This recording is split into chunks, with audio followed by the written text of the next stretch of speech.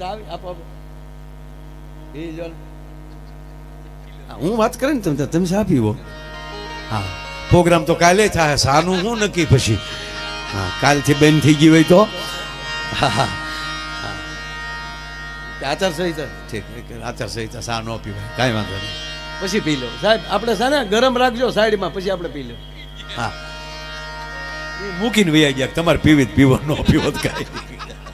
મારે કેટલીક ઘડી ઊભું રહેવું તમારા લપમાં, મારે શું રહેવું એમ.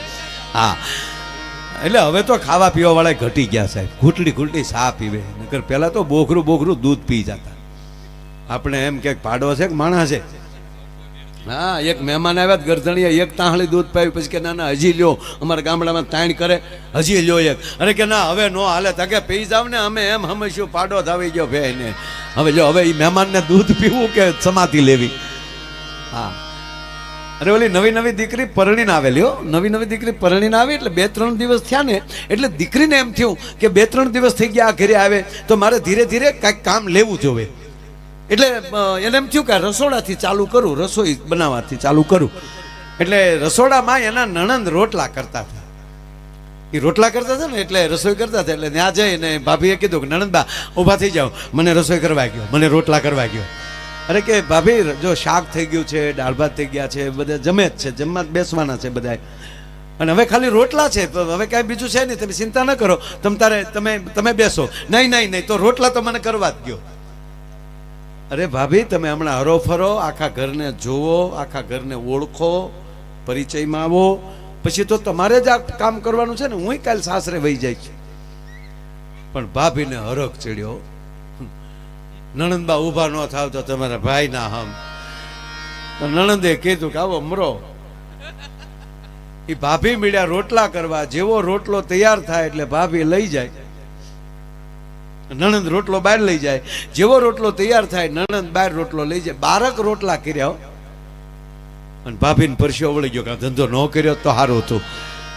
13મો રોટલો લેવા માટે નણંદ રસોડામાં આવ્યા ત્યારે ભાભીએ ધીમેક દિન પૂછ્યું કે નણંદબા બહાર કેટલું મહેમાન જમે? કે મહેમાન તો ભાભી 2 દિવસ થયા ગયા, મહેમાન કોઈ નથી. કેમ? તો આખું ઘર એકારે આખો પરિવાર બેસી ગયો જમવા? કે ના હજી ઘરના તો બધાય બાકી. તો જમે કેટલા? કે એકલો ખાય. અરે નણંદબા તમે 12 રોટલા લઈ ગયા કે 18 તો તારો બાપ આડો પડે, હજી ખાય. આ ઓહો 18 રોટલા? હા 18.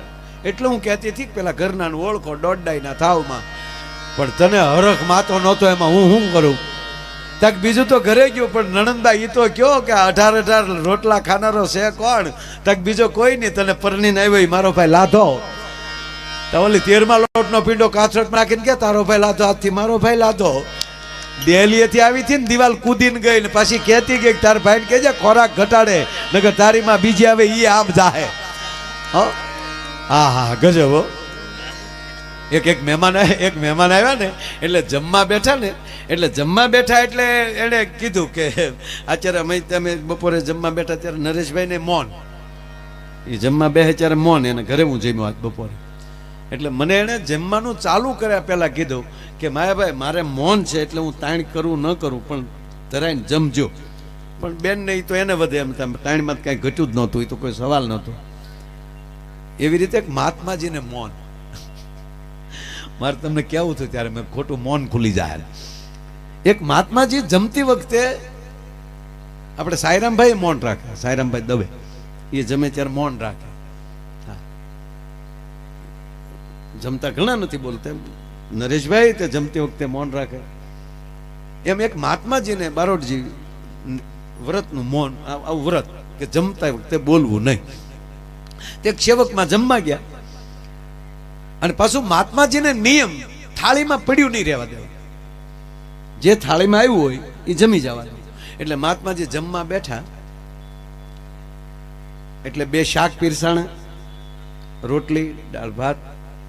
પણ શાક પીરસાણા ને એમાં મહાત્માજીએ મૌન ધારણ કરીને જમવાનું ચાલુ કર્યું. એટલે પાછું નિયમે એ કે થાળીમાં પડ્યું ન રહેવું જોવે.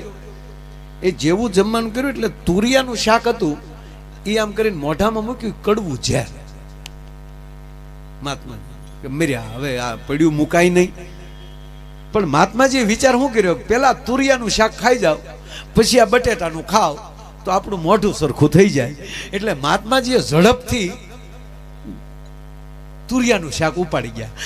તે ઓલા ગરધડીને ઓલા બેનને શું થયું, અરે રે બાપુને તુરિયાનું શાક ભાવ્યું.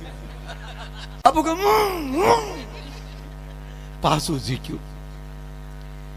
2 વાર તો બાપુ ખાઈ ગયા, પણ બાપુની જીભે તે કડવી કુકડું વળી ગયેલી. હા, અને 3જી વાર જ્યાં બેન દેવા આવ્યા તો મહાત્માએ મૌન ખોલ નાખ્યું. એ તારું બાપ કડવું છે, આજ પછી કે જમતા મૌન રાખે એ બીજો.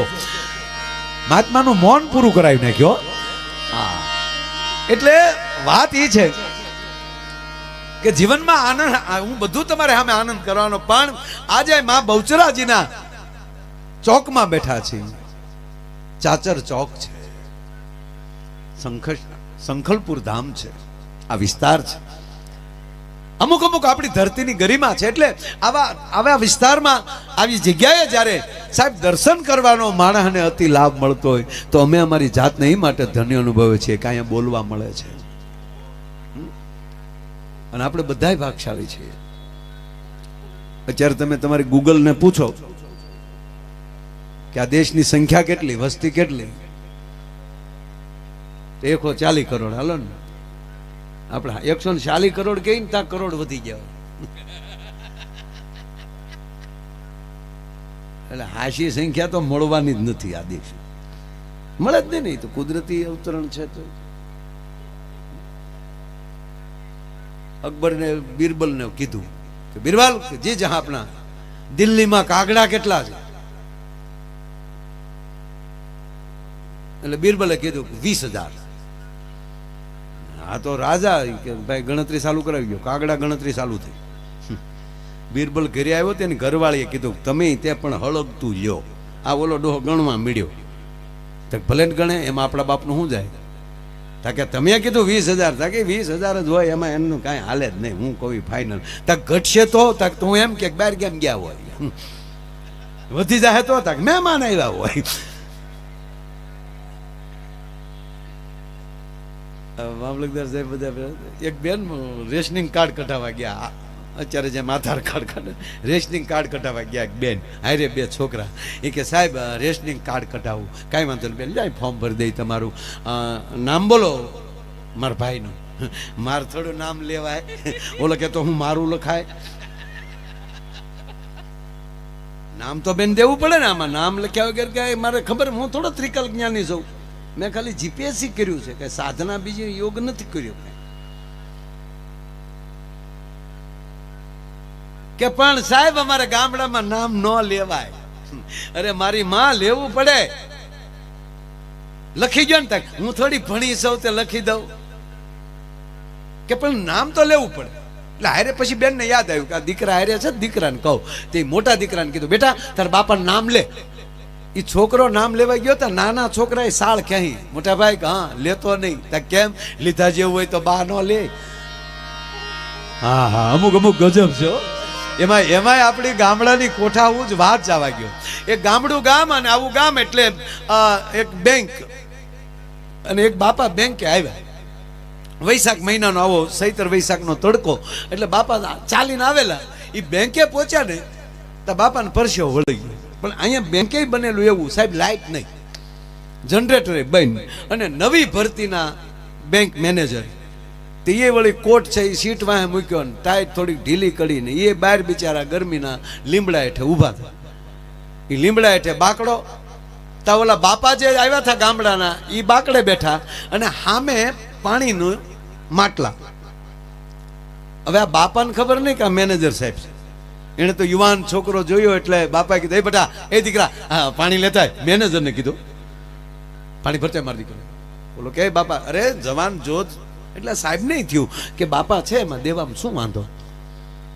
મેનેજર સાહેબ પોતે પાણી લોટ આપ્યો. તો વળી બાપા એ લોટ જ મોઢું ધોયું. ભરતો મારો બાપ ભરતો આવ્યો, પાછો આપ્યો. એનાથી વળી પગ ઓલા તળિયા તપી ગયેલા. તે પગ એક લોટો એ થયો. જાજા મારો દીકરો ભરતો. ત્રીજો લોટો આપ્યો. ત્યારે બાપાએ પીધું. ભગવાન તારું સારું કરશે મારા ભાઈ. વાહ યુવાન, વાહ મારો બાપ. સાહેબને ગમ્યું, વાહ વડીલના આશીર્વાદ તો મળ્યા. થોડીક વાર થઈ તો લાઈટ આવી ગઈ, સાહેબ ઓફિસમાં, અને બાપાને મળવાનો વાર. અને હકીકત કહું સાહેબ, આમાં એમાંય તમને કહું, આ નાના બાળકોની હાજરીમાં ઘરે કઈ ખેલ નાખવા, એટલે એને પતિએ કીધું કે હાલને આજ રવિવાર છે, ફિલ્મ જોઈ આવી. એટલે એની પત્નીએ કીધું કે આ છોકરા મોટા થયા, હવે પછી ઘરની ફિલ્મ જુઓ. તાકે ના, હું છોકરાને સમજાવી દઉં, આપણે બેન જ જાવું, છોકરાને સમજાવી દઉં.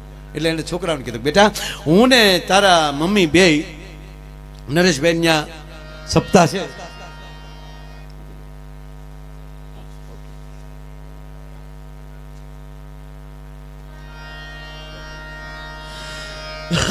વાહ, ત્યાં અમે 3 કલાક, આજ રવિવાર છે એટલે જાય છે, કલાક 1.5 કલાક જાતા નહીં, કલાક 1.5 કલાક આવવાની, 2-3 કલાક ત્યાં ખોટી થશે, એટલે 4-5 કલાકે અમે પાછા વી આવશું. અને પિક્ચરનું રખડવાનો બધો ટાઈમ લઈ લીધો. 4-5 કલાક પછી ઘરે આવશું એટલે શાંતિથી છોકરા બેસજો. તો કે ઓકે પપ્પા જાઓ. કથાનું કે નીકળ્યો, સત્યનારાયણ ભગવાનની કથા, ભાગવત નહીં, સત્યનારાયણ ભગવાનની કથા જાય છે. એ કથાનું કી નીકળી ગયા. હવે અહીંયા ઘરે છોકરા બે બેઠા હતા, એટલે મેં મોટા છોકરાએ નાનો ભાઈને કીધું, ભાઈ કે હા મમ્મી પપ્પા તો 4-5 કલાક ઘરે આવવા નથી ને? કે ના. તો હાલને આપણે ફિલ્મ જોઈ આવીએ. ઇન્ટરવેલ પીડ્યું ને તો હામી ખુરશીમાં એના બાપ ખોડાયેલા, એટલે ટાબરિયાઓ તમે કે અમે શીરો ખાવા આવ્યા સત્યનારાયણનો. બાપા બાળકોની મોટે ખોટું ન બોલાય સાહેબ. હા, અને મહેરબાની કરીને એની હાજરીમાં ઝઘડતા તો નહીં જ. એમાં સિટીના માણસો તો જે ઝઘડે ને એમાં પોછા ઝઘડે. અમારે ગામડાની ઘડે નહીં, ગામડામાં તો જમાવટ કરી લે કારકા કોકો. પણ સિટીના માણસો સુધરેલા બાંધે ને એ પોચું બાંધે. તમે ચાવ કૂતરા જેવા છો. ધાવળી વાળા સાહેબ, તું પણ કૂતરી જ છે ને? નહીં તમે કૂતરા, નહીં તું કૂતરી. તો છોકરા બોલ્યા, અમે તો ગલુડા ને બાપા. આ બાળકો સામે ન રખાય સાહેબ.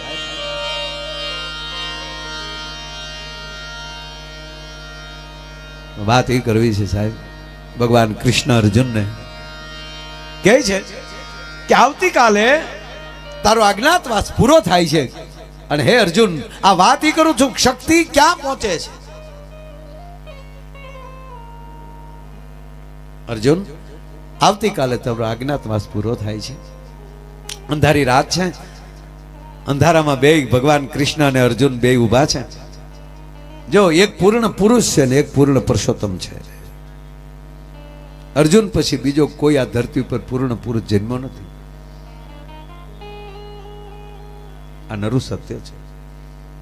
ભગવાન કૃષ્ણ અર્જુનને કહે છે કે અર્જુન આવતીકાલે મહારાજ દ્રુપદે એમની દીકરી દ્રૌપદીનો સ્વયંવર રાખ્યો છે. સાંભળજો સાહેબ, આ વાત મને બહુ ગમે છે. એ સ્વયંવરમાં તારે ભાગ લેવાનો છે.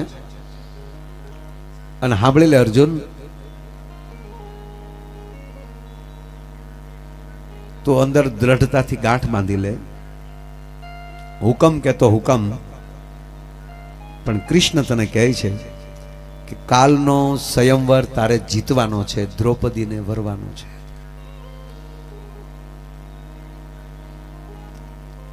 નારાયણ, સ્વયંવરની રચના કઈ રીતની છે?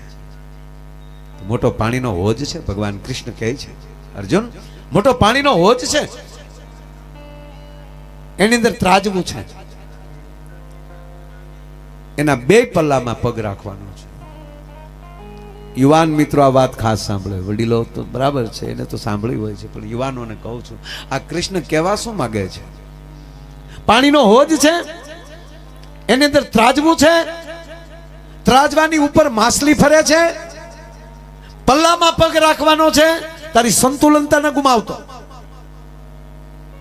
અને પાણીમાં જોવાનું છે, અને ઉપર માછલી વીંધવાની છે. જોવાનું છે પાણીમાં પ્રતિબિંબ, એ પ્રતિબિંબ જોઈ અને ઉપર માછલી વીંધવાની છે.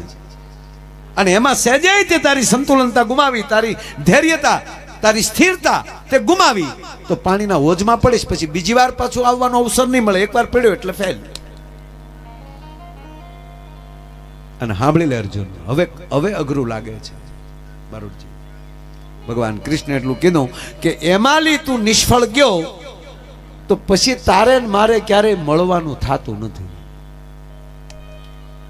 વિષય પૂરો થઈ જાય. પણ મહાભારત કાળની શરૂઆત આથી અર્જુન થાય છે. જો દ્રૌપદીને વરે તો જ આગળ વિષય ચાલે. પરિત્રાણાય સાધુનામ વિનાચાય ચ દુષ્કૃતામ ધર્મ સંસ્થાપનાર્થાય સંભવાની યુગે યુગે. અર્જુન અવતર્યો છું, સંતોનું તો પરિત્રાણ કરી નાખીશ, પણ વિનાચાય ચ દુષ્કૃતામ, દુષ્કૃત્યોનો વિનાશ નહીં કરી શકું.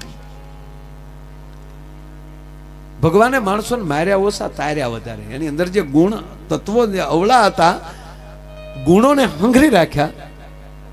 દુષ્કૃત્ય કરનાર વ્યક્તિના જે કૃત્ય હતું એ ખતમ કર્યું છે.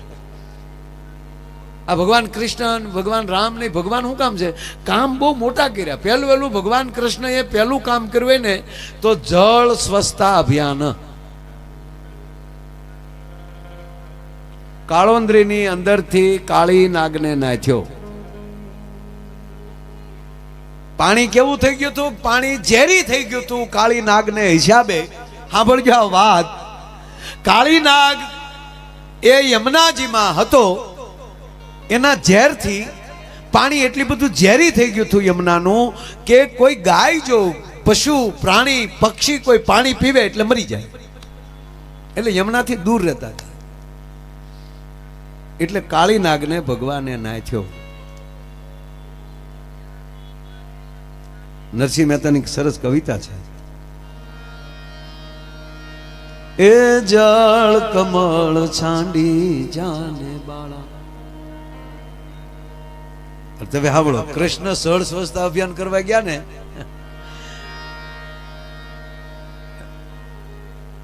તો નાગણીઓએ એને કીધું તને અમે કીડીનો કંદોરો આપી દઈને, હાર આપી દઈને વયો જા. આ રિશ્વત દેવાની વાત હતી કે અમારા ધંધા હાલવા દે ને, અમે જ્યાં ઝેરી પાણી કરીએ છીએ હાલવા દે.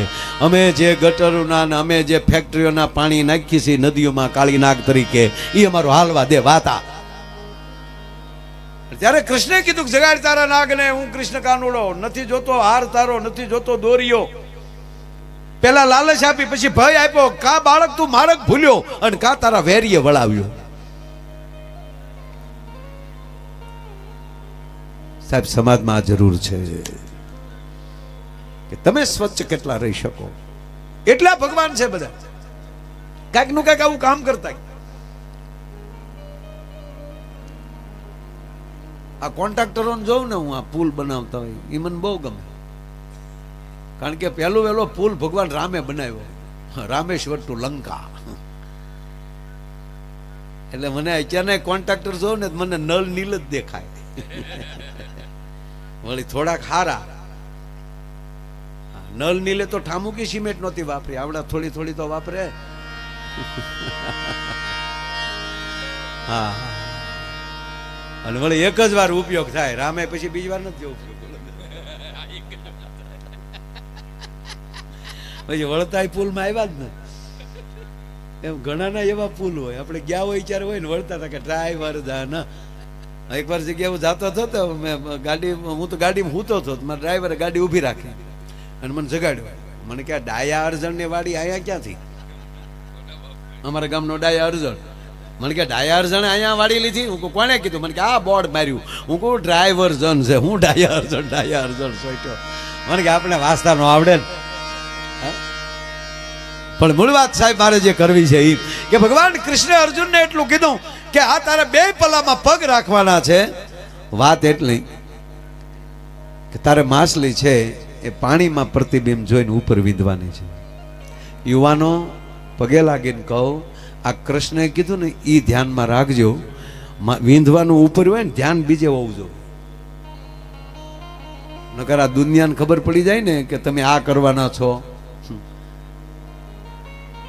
તમારું ધ્યાન બીજે હોય ને વિંધાય બીજે જવું જોઈએ. તમારા લક્ષ્ય હોવો જોઈએ, પણ લક્ષ્યની દુનિયાને ન ખબર પડવી જોઈએ કે આનું આ લક્ષ્ય છે, પવિત્ર લક્ષ્ય. એટલે ભગવાન કૃષ્ણે કીધું કે ભાઈ જો તું આ નહીં કરે તો મારો તારો વિષય પૂરો. અને ત્યારે ભગવાન કૃષ્ણ અર્જુનને કહે છે કે નારાયણ, પલ્લામાં પગ મારે રાખવાના, સંતુલનતા મારે જાળવવાની, પ્રતિબિંબ મારે જોવાનું અને મારે માછલી વીંધવાની. તમે શું મારા માટે કરશો? આમાં મને કયો હાલો, બધું મારે જ કરવાનું. આજ મારી મા માથે હારો હાડલો નથી, તમારા વિચારો ઉપર હાલ્યા જાય છે, એને લીધે અમે વન સ્વીકારી લઈએ છીએ પણ યુદ્ધ નથી સ્વીકારતા. આ તમારું કીધું કરે જાય છે. આજ અમારી માથે, મારા મા માથે સારો સાડલો નથી. કૃષ્ણ, તમારે કાંઈ અમારા માટે કરવાનું જ નહીં. અને ત્યારે ભગવાન કૃષ્ણે કીધું કે અર્જુન, તારી જ આ શક્તિ પૂરી થઈ જાય અને પછી જે ન થાય ને એ બધું કાર્ય હું કરતો હોઈશ. હે, તારી શક્તિ જ આ પૂરી થઈ જાય પણ તારો ધ્યેય ન મૂકતો, તારા ધ્યેય સાથે લાગ્યો રહેજે, વિશ્વાસ ગુમાવતો નહીં. અને તારી શક્તિ જ્યાં પૂરી થઈ જાય પછી જે કાર્ય થતું હશે એ હું કરતો હશે. અને ભગવાન કૃષ્ણ ને અર્જુન કહે છે કે મને આમાં કયો, આ સ્વયંવરમાં, આ મત્સ્યવૈધમાં, આ માછલી વિંધવામાં તમે મને શું મદદ કરશો? અને ત્યારે ભગવાન કૃષ્ણ કહે છે કે અર્જુન, તારે જોવાનું હેમાં છે? કે પાણીમાં. દુનિયામાં અપલખણા માણસો અર્જુન બહુ છે. તું બરોબર ધૈર્યતાથી એમ કહેવાય કે બરોબર તું પ્રતિબિંબ જોઈ રહ્યો, અને એમાં અપલખણા એ કોઈ ધીમેક દિન કાકરી નાખે પાણીમાં. આપણી કહેવત આવે કે જોજો કાકરી સાળો ન કરે કોઈ. ધીમેક દિન પાણીમાં કાકરી નાખે તો અર્જુન શું થાય? તો પાણીમાં તરંગ થાય. પાણીમાં જો તરંગ થઈ જાય તો અર્જુન તને પ્રતિબિંબ દેખાય? તો ન દેખાય. હવે અર્જુન કે તારામાં તેવડ છે પાણીને સ્થિર કરવાની? કે ના. કે પાણી સ્થિર હું કરીશ, ચિંતા કરતો નહીં ભલા માણસ. હું બેઠો છું, કોઈની તાકાત નથી કોઈ કાકરી સાળો કરી શકે. માટે જ્યાં આપણી શક્તિ પૂરી થાય, તમને બહુચરાજી ઉપર ભરોસો હોય, મા ઉપર ભરોસો હોય, તમારો ધ્યેય ચાલુ રાખજો, ભરોસો એવો ને એવો રાખજો. ઘણા એમ કે એને આવું થયું, અમને કેમ ન થયું? તો આપણો વિશ્વાસ ઘટતો હોય. પરીક્ષા બધાય દે, બધાય નથી પાસ થતા. આ ઘણા અમને કહે છે કે તમારા માતાજી આવા હોય તો અત્યારે એટલી ગાયો કપાય, કેમ માતાજી કાંઈ નથી કરતા, કેમ ભગવાન કાંઈ નથી કરતા? એટલે મેં કીધું આ પરીક્ષાનો ટાઈમ છે, એ કાંઈ કહે નહીં, જોવે. દાખલા તરીકે આપણે પરીક્ષા દેતા હોય સાહેબ, અને ઉપર સુપરવાઇઝર જે કરી રહ્યા હોય, સુપરવાઇઝર જે હોય એ શિક્ષક આપણા બાપા જ છે, અથવા આપણા મિત્ર છે, આપણા બહુ નજીક છે. પણ આપણે પેપર દેતા હોય એ ઉપરથી જોતા હોય, ભલે સારું લખતા હોય તો કોઈથી સાલુમાં કીધું કે શાબાશ આવું નવું લખે રાખજે, બહુ સારું લખે છે, એ નહીં બોલે. અને ખોટું લક્ષાવ તો એમ નહીં કે નાપાસ થાય તો ફેરવે, તે નહીં કે, કારણ કે તે જોવે છે. એમ કહેવાય ગયો સાહેબ, આ કળયુગનો છેલ્લો તબક્કો, આ ભગવતી અને પરમાત્મા જોવે છે કોણ કેવા પેપર ભરે છે. એ તો પરિણામ આવે ત્યારે ખબર પડે. આપણે કેટલું આમાં કરી શકીએ છીએ, આપણે કેટલી સ્વચ્છતા રાખી શકીએ, આપણે કેટલો રાષ્ટ્ર પ્રેમ રાખી શકીએ, આપણે કેટલું પર્યાવરણનું જતન કરી શકીએ. કોરોના એટલું રહ્યું ને તો બધું ચોખ્ખું સટ થઈ ગયું હતું, આકાશ ચોખ્ખું થઈ ગયું હતું. કારક તો મને એમ થાય કે આમથી આમ તો આપણે છે ને આપણા મહિને 2 દી કાયદેસર લોકડાઉન રાખવા જેવું છે. એટલું પેટ્રોલ બસે, એટલું દર મહિને છેલ્લા શનિ રવિ આવ બેન, આવું કાંઈ કરાય નહીં. આપણે કોઈ કે માફી માગો એમ, પણ આપણે વાત એ છે, એ ન કરવું હોય, સાંભળજો, એ ન કરવું હોય તો આજે માં બહુચરના સાનિધ્યમાં પ્રતિજ્ઞા લેજો કે મારાથી હું ગોબરાય નહીં, હું કચરો નહીં નાખું ક્યાંય, હું અસંતુષ્ટતા નહીં રાખું, હું નાના મોટાનો ભેદભાવ નહીં રાખું. મારથી નાનો હશે એનો ટાટિયો નહીં, એનું બાવડું પકડીને એને ઉપર લાવીશ. હું વૃક્ષોનું જતન કરીશ, હું સ્વદેશી બનીશ, હું રાષ્ટ્રને પ્રેમ કરીશ, હું જ્ઞાતિવાતીના વાડા મૂકી દઈશ, હું ગુજરાતી બનીશ, હું ભારતીય બનીશ. આ ભગવતી પાસેથી આ શીખવાનું હોય છે. આના દરબારમાં આવે છે, કોઈ દી પૂછવામાં આવ્યું છે કે તમે કેવા છો એમ? એ બધાયને જો સરખા આશીર્વાદ આપતા હોય, બાપુ કોઈ આશીર્વાદ દેવો એ કોઈનું છે જ નહીં, ક્યાંથી આશીર્વાદ નીકળી જાય નક્કી નહીં. કાલ હવાનો અમારો ભાવનગરનો દાખલો લઈ લો. વણકરની દીકરી, દલિતની દીકરી સાસરે હતી અને ન્યાય એને દુઃખ હતું. આ કાલ હવાનો સિહોરની ઘટના કહું તમને, આશીર્વાદ કઈ રીતે નીકળી જાય એની વાત કરું. આ મેઘાણીએ લખ્યું છે બાપ. એ દીકરીને એ પરત આવે છે, સાસરે થોડુંક દુઃખ હોવાથી, અને બાપના ઘરે સિંહોર વહી આવી. અને એ જે ગામની દીકરી હતી એ એના સસરાએ એ ગામના જે ગામધણી માણસો હતા એને ફરિયાદ કરી કે મારા દીકરાની વહુ ત્યાં વહી ગઈ છે, એને લઈ આવો. બાપુ 20 ઘોડા આવ્યા, હરણીને લઈ જાય એમ દીકરીના બાપના ઘરેથી દીકરીને લઈને વયા ગયા. અને દીકરીનો બાપ સિહોરની રાજ મહેલમાં, એમ કહેવાય રાજસભામાં આવે છે અને કહે છે કે મહારાજ, એ સિહોરના ધણી ગોહિલરાજ, ફલાણા ગામના મારી દીકરી સાસરે હતી, ત્યાંથી 25 ઘોડા આવ્યા, મારી દીકરીને અહીંયા દુઃખ હતું, એ મારા ઘરે વહી આવી હતી, પણ ત્યાંથી 20-25 ઘોડા આવ્યા, મારી દીકરીને લઈને વયા ગયા છે, મારી દીકરીને બચાવો મહારાજ, મારી દીકરી મરી જાય. એટલે રાજાએ કીધું ચિંતા ના કર, હમણાં હું કોઈ માણસને મોકલું છું, એ જે રાજા એ જે ગામધણી માણસ હશે એને હમણાં અહીંયા આપણે લઈ આવીએ, તું ચિંતા ન કરતો. ત્યારે આતાભાઈ ઠાકોર એમના દીકરા, 21 વર્ષની ઉંમર હતી બાપુ, અને એણે એના પિતાને કીધું કે આમ રાજ ન કરાય, બોલાવી લેશું જોઈ લેશું એવું હાલતા હશે, એ મારી ઘોડી લાવો. એ ઘોડી આવી અને સાહેબ એ ચાલુ એમના સામાન વગરની ઘોડી ઉપર એમ કહેવાય કે આતાભાઈ ચડી ગયા. 21 વર્ષનો એમ કહેવાય સિહોરનો રાજા, એમ કહેવાય ભાવનગરના કયો સિહોરના કયો, પણ ત્યારે સિહોર રાજગાદી હતી. એની પાછળ ઘોડી કરી 20 ગાવ પહોંચ્યા, આંબી ગયા, અને સાલુમાં એમ કહેવાય ગયો સાહેબ,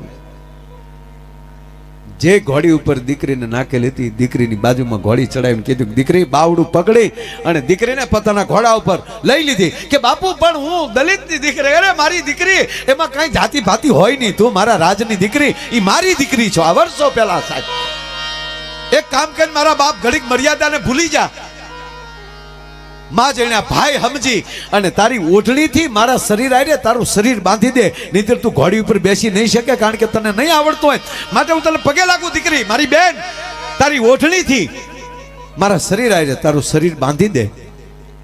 અને શરીર બાંધી દીધું ને પછી મહારાજા એમ કહેવાય કે આતાભાઈએ યુદ્ધ ચાલુ કર્યું. એ બધાને મારી અને ઘોડી લઈને પરત પાછા ફેર્યા અને દીકરીના ઘરે જાય, એના બાપના ઘરે જાય, દીકરીને ઉતારી.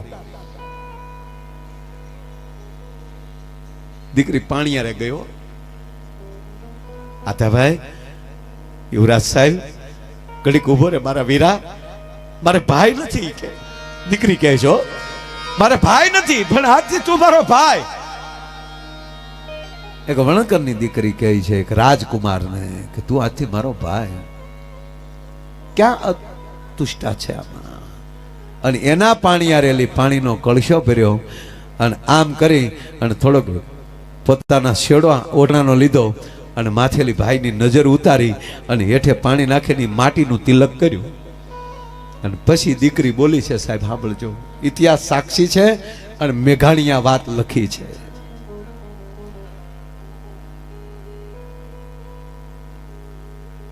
મીટડા લઈ અને એટલું કીધું કે હું તો દલિતની દીકરી છું, પણ હે આતાભાઈ, મેં ભાવે કભાવે જો મારી ભગવતીનું ધૂપિયું ફેર્યું હોય તો 3.5 દીમાં તને કોક જોગમાયા મળી જાય. હે કે 3.5 દીમાં કોક જોગમાયા મળી જાય. ઈ એક દી, એક રાત, બીજો દી, બીજી રાત અને ત્રીજો દી ને ત્રીજી રાતે એમ કહેવાય પ્રભાતે, ત્રીજા દિવસના પ્રભાતમાં ભલે ઉગ્યા ભાણ ભાણ લવ તમારા ભામણા, મરણ જીવન લગમાણ રાખજે કાશ્યપ રાઉત. ભગવાન સૂર્ય નારાયણ એક ચક્રે રથને નવખંડ ધરતીને ઉજાડવા માટે નીકળ્યા અને હોનાના પછેડાનો ધરતી પર છાણા કરતો ઘા કર્યો. એ ઉગતા સૂર્યમાં રોયશાળાના જાપામાલી આતાભાઈ ઠાકોરને નીકળવું અને ચારણનો નેહડો, અને ચારણને નેહડે 7 દીકરીઓ એમ છે, નાની નાની લોબડીઓ ઓઢી છે અને 7 દીકરીઓ રમે છે. એ ચારણની દીકરીઓને રમતી જોઈ અને દરબારે ઘોડો ઉભો રાખ્યો. ચારણનું નેહડું છે એટલે એમણે જવાય નહીં. માતાઓ દીકરીઓ જય માતાજી. 7 રમતી હતી, એમાંથી 6 દીકરીઓ કીધું જય માતાજી દરબાર. બીજી વાર કીધું માતાઓ જય માતાજી. એ ફરી વાર 7 રમે છે, એમાંથી 6 દીકરીઓ કીધું જય માતાજી.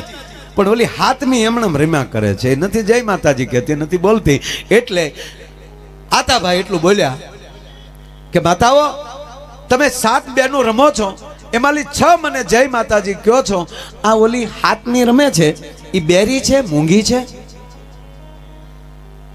અને ત્યારે મોટા બેન હતા આવડ, એ આવડ એટલું બોલ્યા, દરબાર એ બેરી નથી ને મૂંગી નથી.